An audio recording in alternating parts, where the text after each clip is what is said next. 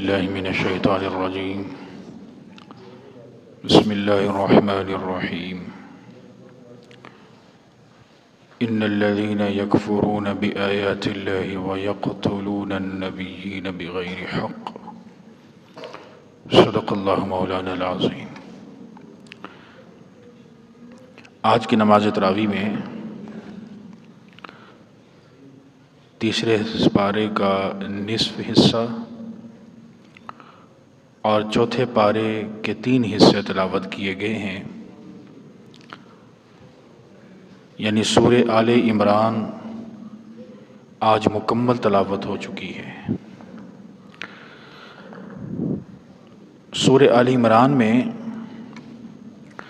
کیونکہ آل کا مطلب ہے فیملی، خاندان، اور آل عمران کا مطلب ہے کہ عمران کا خاندان.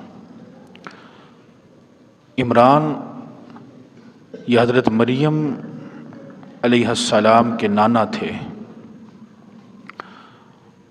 اور کیونکہ اس سورہ مبارکہ میں خاص طور پر عیسیٰ علیہ السلام کا ذکر ہے اور عیسائیوں کے بارے میں بڑی واضح باتیں موجود ہیں. یعنی اگر کوئی شخص یہ چاہتا ہے کہ وہ عیسائیت کے بارے میں کوئی علم حاصل کرے کہ قرآن کیا بتاتا ہے تو وہ سورہ آل عمران کا مطالعہ کرے. اس میں بڑی وضاحت ہے. سورہ آل عمران کا جو آغاز ہے وہ الف لام میم اللہ لا الہ الا هو الحی القیوم، اور جناب نبی اکرم صلی اللہ علیہ وسلم کی ایک حدیث ہمیں ملتی ہے کہ آقا فرماتے ہیں کہ اللہ تعالیٰ کے جو بے شمار نام ہیں نا، ان ناموں میں ایک ایسا نام ہے کہ جس نام کو اگر کوئی شخص پکار کر دعا کرے گا اللہ وہ دعا ضرور قبول کرے گا. اس نام کو کہتے ہیں اسم اعظم، یعنی ایسا نام جو اللہ کے تمام ناموں میں بلند مقام رکھتا ہے. اب یہ اسم اعظم ہے کہاں، کون سا، تو اس کے بارے میں وضاحت تو حدیث میں نہیں ملتی. البتہ آقا علیہ الصلوۃ والسلام نے اشارہ یہ کیا ہے، اور اشارہ یہ فرمایا ہے کہ آقا نے فرمایا کہ میں 2 آیتیں تمہیں بتا دیتا ہوں. ایک آیت ہے وَإِلَٰهُكُمْ إِلَٰهٌ وَاحِدٌ لَا إِلَٰهَ إِلَّا هُوَ الرَّحْمَٰنُ الرَّحِيمُ. آقا فرماتے ہیں دوسری آیت ہے کہ الف لام میم اللہ لا الہ الا هو الحی القیوم، یعنی آل عمران کی پہلی آیت. تو آقا فرماتے ہیں کہ ان دونوں آیتوں میں اسم اعظم موجود ہے. تو اس کا مطلب یہ علماء فرماتے ہیں کہ اگر کوئی بھی صاحب ان دونوں آیتوں کو پڑھ کر دعا کرے گا تو اللہ تعالیٰ یقیناً اس کی دعا ویسے بھی اللہ قبول کرتا ہے، لیکن قبولیت کا جو ایک چانس آپ کہہ لیں موقع وہ بڑھ جاتا ہے. اس سورہ مبارکہ میں اللہ نے فرمایا کہ هو الذی انزل علیک الکتاب منہ آیات محکمات ہن ام الکتاب اخری متشابہات، کہ اللہ تعالیٰ فرمایا کہ اس قرآن میں ہم نے جو آیات نازل کی ہیں وہ دراصل 2 طرح کی ہیں. ایک وہ آیات ہیں جو محکمات ہیں، بالکل واضح ہیں، اور ایک وہ ہیں جو متشابہات ہیں، یعنی جس میں بندہ کنفیوز ہو جاتا ہے، پزلنگ آپ کہہ لے کہ اس میں کنفیوژن ہے، عام انسانوں کے ذہن میں سمجھ میں نہیں آئے گی. تو اللہ فرماتے ہیں ہم نے دونوں طرح کی آیتیں اس میں بیان کی ہیں. پھر اللہ تعالیٰ نے اہل کتاب کے کچھ خامیاں ذکر کی، یہودیوں اور عیسائیوں کی.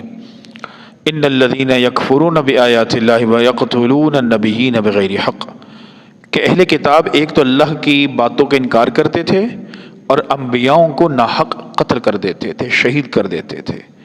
اللہ فرماتے کہ یہ نیک بندوں کو تنگ کرتے تھے. مفسرین لکھتے ہیں کہ نیک بندوں کو تنگ کرنا یہ دراصل یہودی خصلت ہے، کہ جو بندہ اللہ کے نیک بندوں کو تنگ کرے گا سمجھ لیجئے اس کے جس طرح اہل کتاب کے اس جرم کی وجہ سے اس کے سارے ان کے اعمال تباہ ہوئے، اللہ تعالیٰ اعمال اس طرح تباہ کر دے گا. پھر اللہ نے فرمایا کہ لا يتخذ المؤمنون الکافرین اولیاء من دون المؤمنین، کہ تم ایمان والے جو ہیں وہ کافروں کو دوست نہ بنائیں. اچھا دوستی سمجھ لیجیے، دوستی 2 طرح کی ہے. ایک دوستی ہوتی ہے گہری دوستی جس کو ہم کہتے ہیں قلبی لگاؤ. ایک ہوتا ہے فارمل ریلیشن، سوشل ریلیشن. جیسے آپ دکانداری کر رہے ہیں تو آپ نے مال اٹھایا، اگلے سے ہیلو ہائی ہو گئی، تو تو یہ ہے فارمل ریلیشن.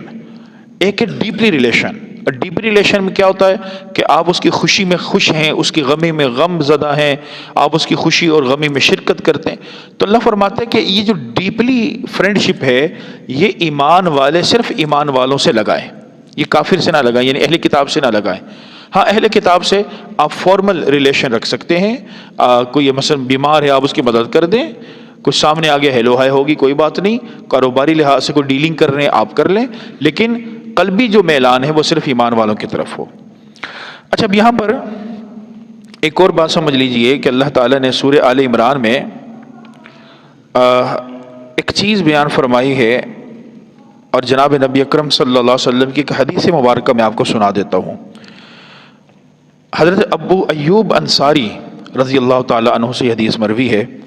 آقا علیہ الصلوۃ والسلام نے فرمایا، جس کا مفہوم یہ ہے کہ کوئی بھی شخص اگر فرض نماز کے بعد ایک وظیفہ کر لے، اپنی زندگی میں ایک وظیفہ شامل کر لے، تو آقا فرماتے ہیں کہ اللہ اس کو جنت میں جگہ دے گا. ایک تو یہ ہے. دوسرا فرمایا کہ اس کی 70 حاجتیں اللہ پوری کر دے گا، اور ان 70 حاجتوں میں اللہ کے نبی نے فرمایا کہ سب سے کم حاجت یہ ہے کہ اللہ اس کی مغفرت کر دے. اب وہ عمل کیا ہے؟ وہ عمل سن لیجئے. آقا فرماتے ہیں کہ جو شخص ہر فرض نماز کے بعد جو فرض نماز کا سلام پھیرا ادھر ہی بیٹھا ہوا ہے، دعا کی ہے جو بھی ادھر بیٹھے بیٹھے نمبر 1 سورہ فاتحہ پڑھ لے، نمبر 2 آیت الکرسی پڑھ لے، نمبر 3 سورہ آل عمران کی آیت نمبر ہے جس میں اللہ تعالی نے فرمایا، آیت نمبر 18 جس کو آیت شہادت کہتے ہیں، شاہد اللہ انہ لا الہ الا ہو والملائکۃ واولو العلم قائما بالقسط لا الہ الا هو العزیز الحکیم. یہ 3 چیز ہوگی. اور چوتھی چیز سورہ آل عمران کی آیت نمبر 26 اور 27، قل اللہم مالک الملک تؤتی الملک من تشاء سے لے کر وترزق من تشاء بغیر حساب. یہ 4 کام جو کر لے گا، یہ 4 چیزوں کو جو پڑھ لے گا ہر فرض نماز کے بعد، جناب نبی اکرم صلی اللہ علیہ وسلم فرماتے ہیں اللہ جنت میں نہ صرف اس کو جگہ دے گا بلکہ دنیاوی طور پر اس کی 70 حاجتوں کو اللہ پورا کر دے گا. تو ایک تو ہم ان چیزوں کو اپنی زندگی کا حصہ بنا لیں. پھر سورہ آل عمران میں عیسیٰ علیہ السلام کا ذکر ہے. اچھا یہاں پر 3 واقعات بس میں مختصر بتا دیتا ہوں، اور تینوں واقعات یوں سمجھ لیجئے کہ سائنس کے منہ پر تماچا ہیں. یعنی جو لوگ سائنس کو آگے رکھ کر دین سیکھتے ہیں وہ غلط کرتے ہیں. دین کو آگے رکھ کر سائنس کو سمجھا جائے، اسلام یہ بتاتا ہے. یعنی ہم سائنسی اصولوں پر دین کو مت رکھیں، بلکہ دین ہی وہ دین اسلام ہے کہ جس نے سائنس کے اصول بنائے ہیں. اب وہ 3 چیزیں کیا ہیں؟ ایک تو جب حضرت مریم علیہ السلام پیدا ہوئی تو اللہ نے ان کا واقعہ ذکر کیا کہ جب وہ زکریا علیہ السلام کی جو زیر کفالت آئی تو زکریا علیہ السلام نے دیکھا کہ مریم کے پاس بے موسمی پھل آ رہے ہیں، اور وہ بڑے حیران ہوئے کہ یہ تو سیزن بھی نہیں ہے، آؤٹ آف سیزن جس کو آپ کہہ لیں، اور وہ پھل ہیں اور بالکل فریش، یعنی سٹور بھی نہیں ہے، فریز بھی نہیں ہوئے. جیسے آپ چلے جائیں تو فریزر آپ کو فریز چیزیں ملتی ہیں، بالکل fresh season out of season پھل دیکھے. تو زکریا علیہ السلام بڑے حیران ہوئے کہ یہ آپ کے پاس کہاں سے آئے؟ تو حضرت مریم فرماتی ہیں کہ یہ جو ہے یہ اللہ نے مجھے عطا کیے ہیں. ایک تو یہ چیز ہے. دوسری چیز عیسیٰ علیہ السلام کی پیدائش. جیسے سائنس کہتی ہے کہ بھئی 9 ماہ پورے ہوں یا کم از کم 7 ماہ ہوں تو بچہ پیدا ہوگا. اللہ نے صرف کن کہہ کر انسان کی تخلیق فرما دی اور عیسیٰ علیہ السلام کو پیدا کر دیا بنا باپ کے. یعنی کوئی ازدواجی تعلق نہیں ہوا اور بنا باپ کے بچہ پیدا ہو گیا. تیسری چیز کہ ازدواجی تعلق بھی ہے لیکن اولاد نہیں ہے. زکریا علیہ السلام کا ذکر ہوا کہ زکریا علیہ السلام کی شادی ہوئی لیکن اولاد نہیں تھی. اور جب مریم علیہ السلام کو دیکھا کہ جی ان کے پاس تو ہر طرح کے پھل آ رہے ہیں تو ان کے دل میں خواہش پیدا ہوئی کہ اللہ مجھے بھی اولاد کی نعمت عطا فرمائے. پھر انہوں نے اللہ سے دعا کی کہ اللہ مجھے بھی اولاد کی نعمت عطا فرما. تو اللہ نے فرمایا ہم آپ کو عطا کریں گے. کہا جی کیسے؟ میں تو بالکل بوڑھا ہو چکا ہوں، میری بیوی بانجھ ہو چکی ہے، عمر ہماری نکل گئی. اللہ نے فرمایا کہ جو اللہ چاہتا ہے وہ کرتا ہے. تو اس کا مطلب ہے کہ اولاد یہ اللہ کے حکم سے ہوتی ہے. اللہ چاہے تو بن باپ کی اولاد دے دے، اللہ چاہے ازدواجی تعلقات قائم ہونے کے بعد بھی بے اولاد رکھے. تو یہ 3 واقعات ہیں جو ان نیچرلی آپ کہہ لیں، یہ غیر فطرتی واقعات ہیں جو اللہ نے بیان کیے، اور اس سے اللہ خدا کی خدائی یعنی اللہ کی ربوبیت ظاہر ہوتی ہے. اس کے بعد عیسیٰ علیہ السلام کے بارے میں ایک عقیدے کا ذکر ہے، اور عقیدہ یہ ہے کہ اللہ نے فرمایا کہ اذ قال اللہ یا عیسیٰ انی متوفیک و رافعک، کہ ہم آپ کو آسمان پر بلند کرتے ہیں اور آپ کو آسمان پر اٹھا لیتے ہیں. عیسیٰ علیہ السلام یہ واحد نبی ہیں کہ جن کو اللہ نے آسمانوں پہ زندہ اٹھا لیا. اب یہاں ذرا فرق سمجھ لیجیے، عیسائیت کے اندر بھی عیسیٰ علیہ السلام آسمانوں پر گئے، ہم مسلمان بھی یہ مانتے ہیں کہ عیسیٰ علیہ السلام آسمانوں پر ہیں، لیکن فرق یہ ہے ہم مسلمان مانتے ہیں کہ عیسیٰ علیہ السلام زندہ آسمانوں کی طرف اٹھائے گئے، جبکہ عیسائیت یہ کہتی ہے کہ وہ سولی پر گئے اور اس کے بعد کچھ دن تک، وہ 3 دن یا جو بھی دن ہے، وہ اسی طرح ایک ڈیڈ باڈی کے اندر رہے، پھر زندہ ہوئے آسمانوں کی طرف چلے گئے. لیکن اسلام کہتا ہے کہ بھائی ان کو سولی پر نہیں چڑھایا گیا بلکہ وہ زندہ آسمانوں پر چلے گئے. اور جناب نبی اکرم صلی اللہ علیہ وسلم خود فرماتے ہیں کہ قیامت کے قریب اللہ عیسیٰ علیہ السلام کو دوبارہ بھیجے گا، لیکن عیسیٰ علیہ السلام امتی بن کر آئیں گے، نبی بن کر نہیں آئیں گے، اور پھر وہ حکومت کریں گے اور پھر جہاد ہوگا. اور کہتے ہیں کہ عیسیٰ علیہ السلام جب حکومت کریں گے پوری دنیا پہ تو دین اسلام اتنا پھیل جائے گا کہ کوئی بھی کافر نہیں ہوگا، زکوٰۃ لینے والا کوئی نہیں ہوگا، اتنا انصاف قائم کریں گے. پھر عیسیٰ علیہ السلام اپنی ایک جس کو نیچرل ڈیتھ کہہ لیں تبھی موت کی طرف چلے جائیں گے اور ان کی تدفین ہوگی. کچھ روایات میں ہمیں ملتا ہے کہ ان کی تدفین جو ہے وہ جناب نبی اکرم صلی اللہ علیہ وسلم کے روضہ اقدس کے اندر ہوگی، اور بعض روایات میں آتا ہے کہ ایک جگہ ابھی بھی خالی ہے قبر کی. بہرحال اس کے بعد اس سورہ آل عمران میں ایک بڑی اہم چیز ہے، وہ ہے مباہلہ. نجران یہ ایک علاقہ تھا اور یہاں کے عیسائی بڑے مشہور تھے، بڑے علم والے تھے. ان لوگوں نے نبی اکرم صلی اللہ علیہ وسلم کے پاس جانے کی ٹھانی کہ ہم ایسا کرتے ہیں کہ ہم چلتے ہیں بڑے بڑے علماء اور جا کر ان سے بحث کرتے ہیں، دیکھتے ہیں وہ آخر نبی ہے بھی کہ نہیں. تقریباً بعض کہتے ہیں 60 کے قریب افراد تھے، یہ نجران کے بڑے ٹاپ لیول کے آپ سمجھ لیں عیسائی تھے، علم والے تھے. یہ حضور کے پاس آ گئے، آقا علیہ الصلوۃ والسلام سے ان کی بحث ہوئی، سوال کرتے، حضور جواب دیتے. بہرحال آقا علیہ الصلوۃ والسلام نے کو لاجواب کر دیا. تو اس کے بعد ان لوگوں نے جب دلائل آقا علیہ الصلوۃ والسلام کے سنے تو حق کا اعتراف نہ کیا بلکہ حق سے دور بھاگے. تو اللہ کے نبی صلی اللہ علیہ وسلم کو اللہ نے پھر مباہلے کا حکم دیا. مباہلہ کیا ہے کہ آپ اپنی فیملی کو لے لیں اور فیملی کو لے کر میدان میں آ جائیں، اور دشمن کو بھی کہیں کہ وہ بھی اپنی فیملیز کو لے کر آئے، اور اب میدان میں دونوں جمع ہو کر اللہ کے سامنے یہ دعا کریں کہ اللہ جو حق ہے اس کو برتری دے اور جو باطل پہ ہے اس کو اس کی اولاد و نسل سمیت تباہ کر دے. یہ تھا مباہلہ. تو جناب نبی اکرم صلی اللہ علیہ وسلم مباہلے کے لیے تیار ہو گئے. اب یہاں پر سمجھیے 2-3 باتیں کہ جب حضور صلی اللہ علیہ وسلم مباہلے کے لیے تشریف لائے تو آپ نے اپنے جھولی میں حضرت حسین کو اٹھایا ہوا تھا اور ہاتھ حضرت حسن نے تھاما ہوا تھا، چھوٹے تھے دونوں. پیچھے حضرت فاطمہ آ رہی تھی اور ان کے پیچھے حضرت علی تھے. یہ 4 بندوں کا، یہ 4 ہستیوں کا ذکر ہمیں ملتا ہے ایک روایت میں. اور آقا علیہ الصلوۃ والسلام نے ان کو لے کر آئے، لیکن حضور ایک جملہ فرما رہے تھے ان کو، اور وہ جملہ یہ تھا کہ جب میں دعا کروں گا تو تم نے آمین کہنا ہے. یہ حضور ان کو کہہ رہے تھے بھائی تم نے آمین کہنا ہے. تو جب مخالفین نے دیکھا یہ 4 ہستیاں ہیں اور نورانی چہرے ہیں، آقا خود اتنے نورانی، تو وہ ڈر گئے، سہم گئے. وہ سمجھ گئے بھائی اگر ہم مباہلہ کریں ہم تباہ ہو جائیں گے. بہرحال وہ بھاگ گئے اور پھر انہوں نے معاہدہ کر لیا، صلح کر لی، جزیہ دینا پر وہ آمادہ ہوئے. اب یہاں پر بعض حضرات یہ ایک سوال بھی قائم کرتے ہیں کہ جی حضرت فاطمہ آپ کی بیٹی ہے تو باقی بیٹیاں نہیں تھیں، تو حضور باقی بیٹیوں کو کیوں لے کر نہیں آئے؟ تو وہاں یہ بات سمجھ لیجئے کہ آقا علیہ الصلوۃ والسلام، یہ مباہلے کا واقعہ 9 یا 10 ہجری کا، اور حضرت محمد صلی اللہ علیہ وآلہ وسلم کے جو صاحبزادیاں ہیں حضرت فاطمہ کے علاوہ، ان تینوں صاحبزادیوں کا انتقال 8 ہجری تک ہو چکا تھا. سب سے پہلے حضرت رقیہ، پھر ام کلثوم، پھر حضرت زینب 8 ہجری میں ان کا انتقال ہوا. یعنی جب یہ مباہلہ ہوا تو باقی 3 صاحبزادیاں آقا علیہ الصلوۃ والسلام کی موجود نہیں تھیں. ایک تو بات یہ ختم ہوئی، اس لیے حضرت فاطمہ ہی آئیں. دوسری چیز یہ ہے کہ باقی کدھر تھے؟ حضرت ابوبکر صدیق، حضرت عمر فاروق اور باقی. تو اس حوالے سے ایک کتاب ہے ابن عساکر کی، بڑی مورخ ہیں، اور انہوں نے ایک روایت لکھی ہے حضرت امام جعفر.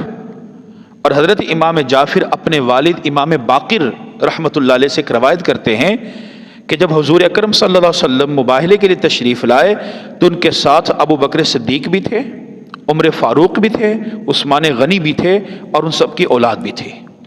اب یہاں سے بھی معلوم ہو گیا کہ یہ سارے حضرات حضور صلی اللہ علیہ وسلم کے ساتھ مباہلے میں شریک تھے. ازواج مطہرات کو کیوں نہیں لایا گیا؟ علماء فرماتے اس کی ایک وجہ یہ تھی کہ حضور مباہلے کے لیے جو تشریف لائے تھے وہ اصل میں اپنے ساتھ ان ہستیوں کو لے کر آئے تھے جنہوں نے دعا پر آمین کہنا تھا.